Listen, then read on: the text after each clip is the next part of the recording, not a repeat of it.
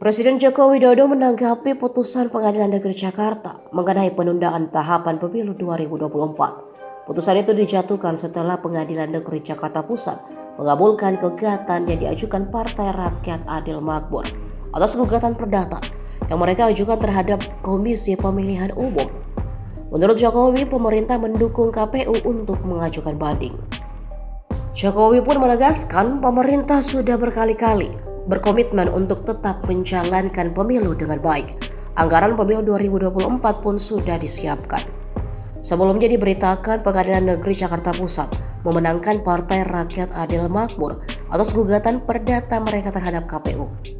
Dalam putusan atas gugatan yang dilayangkan pada 8 Desember 2022, Pengadilan Jakarta Pusat memerintahkan KPU menunda pemilu hingga Juli 2025. Putusan ini mengabulkan gugatan Partai Rakyat Adil Makmur atau PRIMA terhadap KPU. Putusan pengadilan itu memerintahkan KPU menghentikan tahapan pemilu terhitung sejak putusan dibacakan pada hari Kamis 2 Maret 2023 selama 2 tahun 4 bulan dan 7 hari. Sedianya tahapan pemilu 2024 sudah berjalan sejak pertengahan Juni tahun lalu.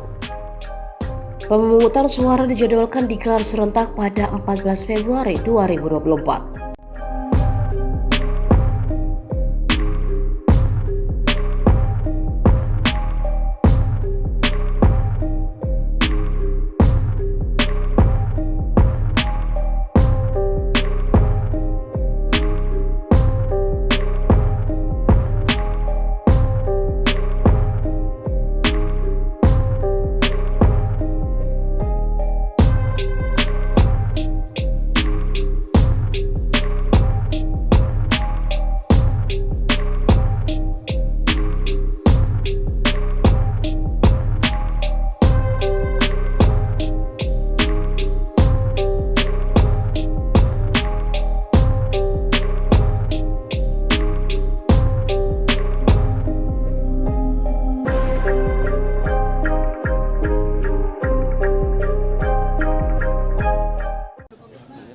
Ya, kan sudah saya sampaikan bolak-balik komitmen pemerintah untuk tahapan pemilu ini berjalan dengan baik, penyiapan anggaran juga sudah disiapkan dengan baik. Saya kira tahapan pemilu kita harapkan tetap berjalan dan memang itu sebuah